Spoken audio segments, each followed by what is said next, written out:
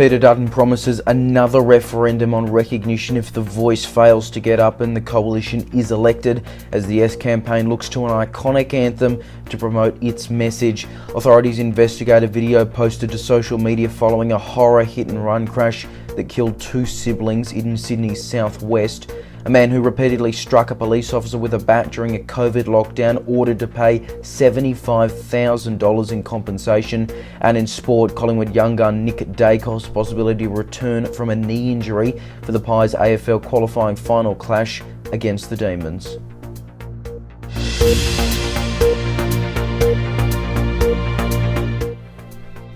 Good evening. On this very busy news day, we begin with the latest on the Indigenous voice to Parliament. Opposition leader Peter Dutton promising another referendum on constitutional recognition for Indigenous Australians alone if the voice to Parliament fails to get up and the coalition is elected at the next election. It comes as the Yes campaign looks to an iconic John Farnham anthem to promote its message in the first major ad campaign since the referendum date of October 14 was announced. National reporter Austin Pollock has more. Aussie music legend John Farnham has given permission for his song You're the Voice to be used in an ad for the Yes campaign. The ad from the Uluru Dialogue encourages voters to see the referendum as a significant moment in Australia's history. In a statement, the group said the song was central to the campaign, which is now running on TV and social media. The ad includes clips from the 1967 referendum, Cathy Freeman's gold at the 2000 Sydney Olympics, the 2008 apology to the stolen generations, and the 2017 marriage equality postal survey. It's the first major ad released by either campaign since the referendum date, October 14, was announced. Meanwhile, opposition leader Peter Dutton has announced that if the Voice is defeated and the coalition is elected at the next federal election, he would hold another referendum, this one for constitutional recognition for Indigenous Australians alone. Dutton has repeatedly said he supports regional voices as an alternative to the current proposal. We went to the last election and a number of elections before that with that as our policy, and that will be our policy going into the next election as well. I think it's right and respectful to recognise Indigenous Australians in the Constitution. We will work with the Labor Party to find a common ground. But the Prime Minister having this dummy spit, it reminds me of Kevin Rudd, that this is the greatest moral challenge of our time. But if you don't get your own way, then everyone else can bugger off. And so you'd hold another referendum of Australians. So you'd hold another referendum. I believe very strongly. Yes, I believe very strongly that it is the right thing to do. But enshrining a voice in the Constitution is divisive. It will divide the country down the middle. It will not provide the practical outcomes. It will change the way of government very significantly because of the broad words the Prime Minister is proposing to put into the Constitution against legal advice, I might say. And I think it would grind the process of government decision-making to a near halt. And I think we would change our country quite dramatically. And that's why people, including 1 in 3 Labor voters, don't support the Voice. Now, some have previously argued that if the referendum was 2 questions, one on recognition and the other on the Voice, that recognition would pass. Asked about this before, Anthony Albanese said no amendments were made in Parliament calling for that to happen. The referendum will be held in 41 days. Northern Territory election officials have expressed concern over low turnout ahead of the Voice referendum. At the Lyons Ward by-election for the city of Darwin last night, officials reported a turnout of 48.8%. NT Electoral Commission Ian Logathon says the figures are disappointing, saying, quote, there continues to be a decline in voter turnout at elections in the NT, and the turnout for the by-election is further evidence of this trend. It's important Territorians exercise their democratic right to vote, shaping their community's future. He added that low voter turnout is an ongoing issue across the Territory and it's vital that people recognise the importance of voting ahead of the referendum and the August 2024 Territory election. Infringement notices will be issued to voters who did not participate in the by-election and have not provided a reasonable excuse. Like at federal elections, voting in the Voice to Parliament referendum is compulsory. Authorities are investigating a video posted to social media following a horror hit-and-run crash that killed two siblings in Sydney's southwest. New South Wales Police Acting Assistant Commissioner Anthony Boyd has described the video, which reportedly shows two people dead or dying on the street, as appalling. Two siblings, a 24-year-old woman and her 15-year-old brother, were killed in the crash. A 20-year-old man has been charged.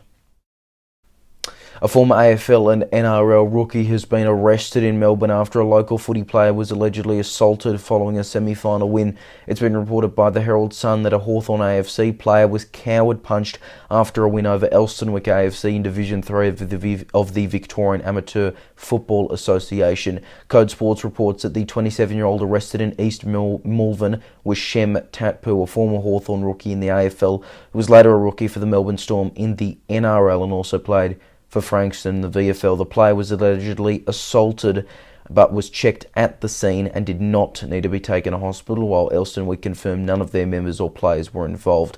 In a statement, the VAFA said that it was an off-field incident involving a spectator and a player. Police attended the venue and took the spectator away for questioning. The player was assessed and cleared to be taken home. They will not be making any further comment as it is now a police investigation. A man who repeatedly struck a police officer with a bat has been ordered to pay $75,000 in compensation. It happened in Warrnambool in Victoria's southwest in 2021 during one of the state's COVID-19 lockdowns. Board Lincoln Holmes has more.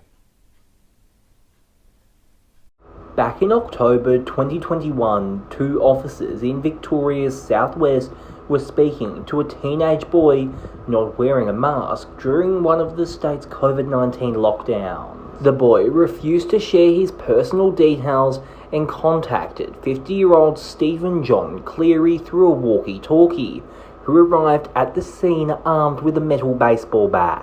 Cleary approached the two officers, striking Senior Constable Ron Boldham in the head, where he was repeatedly hit while on the ground.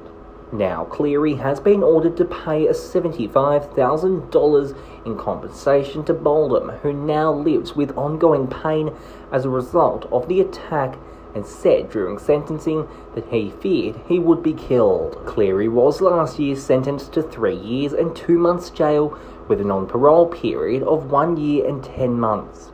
Lincoln Holmes, 6 News. Channel 7 has pulled one of its promos about children transitioning and regretting it after one of the people who had their image shown said they didn't regret it. Grace Hyland, the daughter of former Home and Away actor Matt Stevenson, who transitioned at the age of 13, called out the network on TikTok after her image was used in a 7 News Spotlight promo which covers children transitioning and detransitioning. Late this afternoon, the promo was removed from social media and replaced with one that didn't include images of Hyland. That was also later removed from Twitter. I transitioned at 13 and I do not regret it at all. Guys, I'm literally 48 hours out of a breast augmentation. This is really bad timing. Why are you using my photos? Is it because my dad was on Home and Away on Channel 7 back in the day? Is it because I'm a public figure? Is it because I've publicly defended child transitioning? I mean, why would you choose my face, my photos? It makes no sense. It's not clear if Hyland contacted the network directly. US President Joe Biden has travelled to Florida to survey damage from Hurricane Idalia. The storm has damaged thousands of homes across the state, with several deaths also reported. Biden's possible presidential rival, Governor Ron DeSantis, opted not to come. A DeSantis spokesperson saying on Friday that the security preparations alone that would go into setting up such a meeting would shut down ongoing recovery efforts. Let's get back to the voice to Parliament now, and there is concern over voters not being prepared to change their mind with more than a month to go until the referendum. One poll run amongst WAMN News viewers on Facebook had only 7% of people willing to change their mind from either the yes or no stance. The no vote remains high in WA according to multiple polls, as well as Queensland in comparison to other states. I'm disappointed at that number. I think that there should be more people who are prepared to be looking at the alternatives, and really the information's only just recently been getting out and talking to people, and that now needs to be translated into firm transfers from a unsure position to a sure position, yes, and that's what we're looking for. So yes, 7% is a small figure, but I think that that's probably all we need, because I think when we talked about Michaela Cash the other day, she was saying that she felt it was neck and neck at the present time. So if we even get 1% of that mob across to the yes campaign, I think we will have achieved what we want to do, which is over 50% of the vote coming from the popular vote, as well as 50% of the states. Last month, the viewers told us they have made up their mind, and this week they said they are not willing to change their mind in our news poll. So the fight is down to a finite number of voters. The race is going to be very tight, isn't it? It's going to be very tight, and the reality is that 56% of our population are either people who are born overseas or the children of migrants. So I think it's critical for us to understand that the migrant vote, the CAL vote, is what's going to sway things here.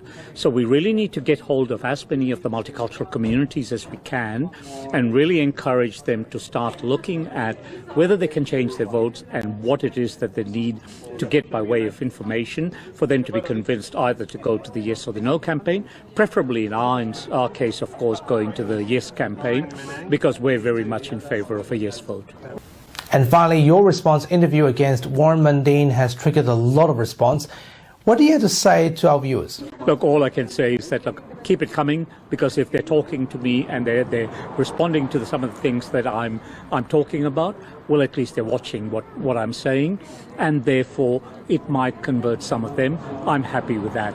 Quite a number of people have actually sent me emails and messages to say that they actually enjoyed that interview because it went down to simple issues that explained everything in quite some detail, and they were very comfortable with the sort of things that I was talking about. All right, to sport now in Collingwood. Young gun Nick Dacos is a possibility to return from a knee injury for the Pies AFL qualifying final clash against the Melbourne Demons.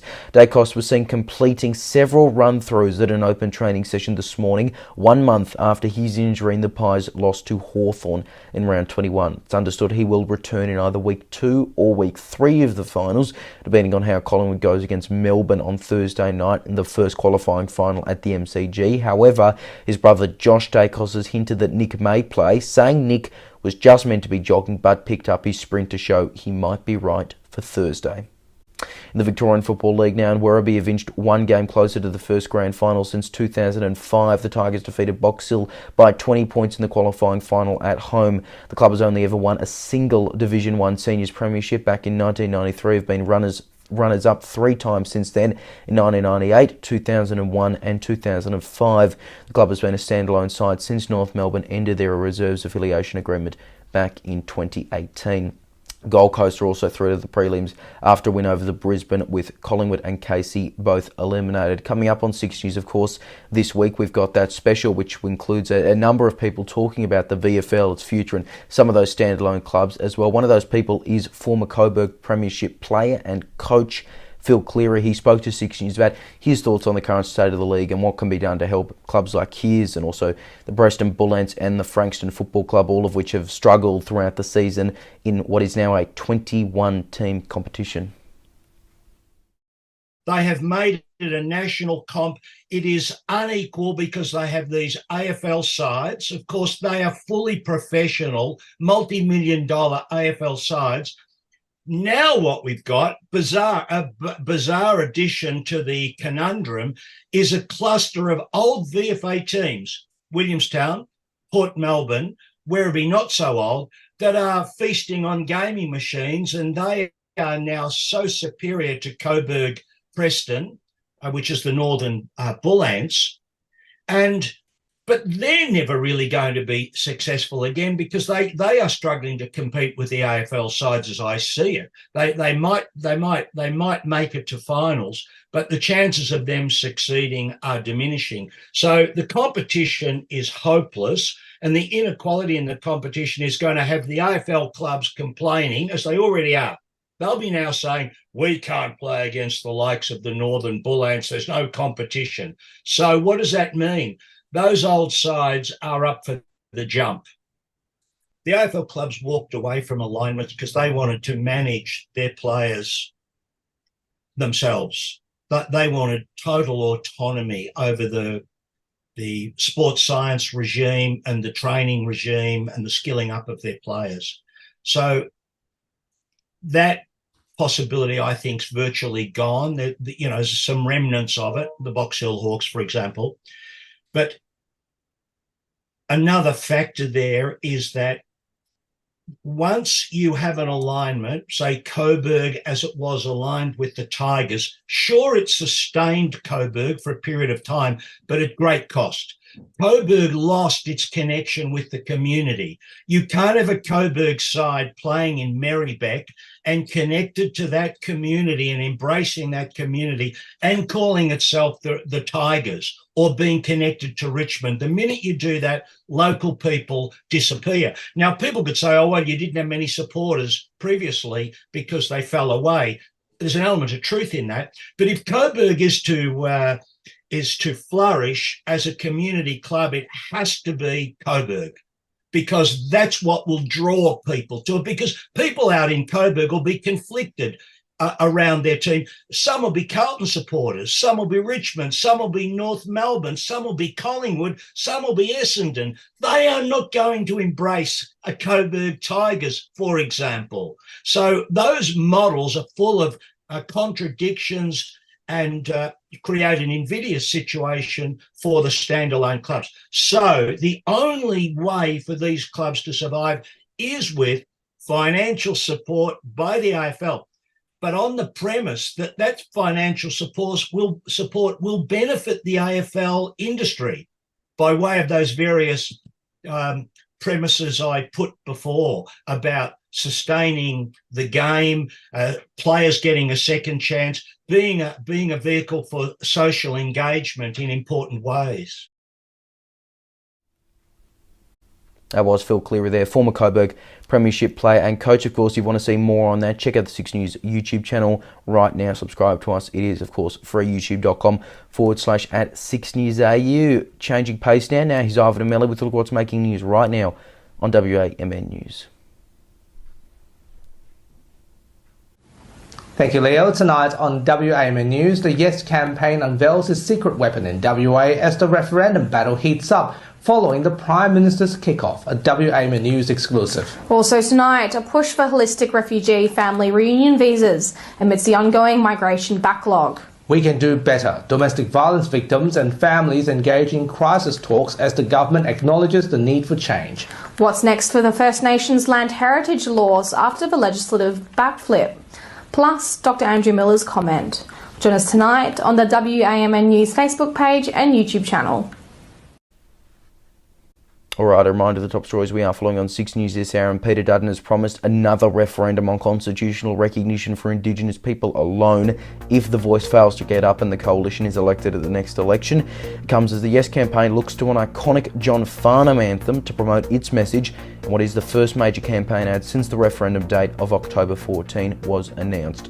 And authorities are investigating a video posted to social media following a horror hit-and-run crash that killed 2 siblings in Sydney southwest. New South Wales Police Acting Assistant Commissioner Anthony Boyd has described the video, which reportedly shows 2 people dead or dying on the street, as appalling.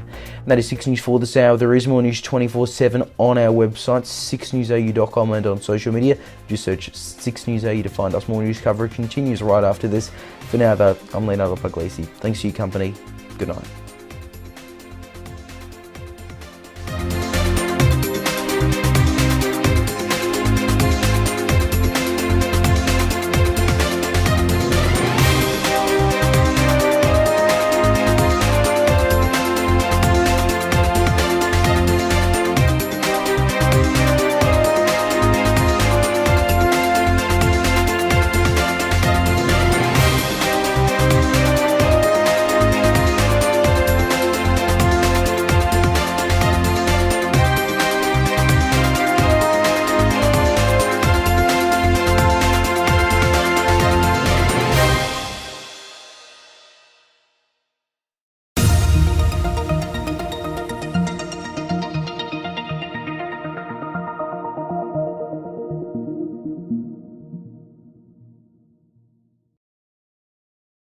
Streaming now. Max Chandler Mather, Uncensored. They can't ignore the 1/3 of this country who rent.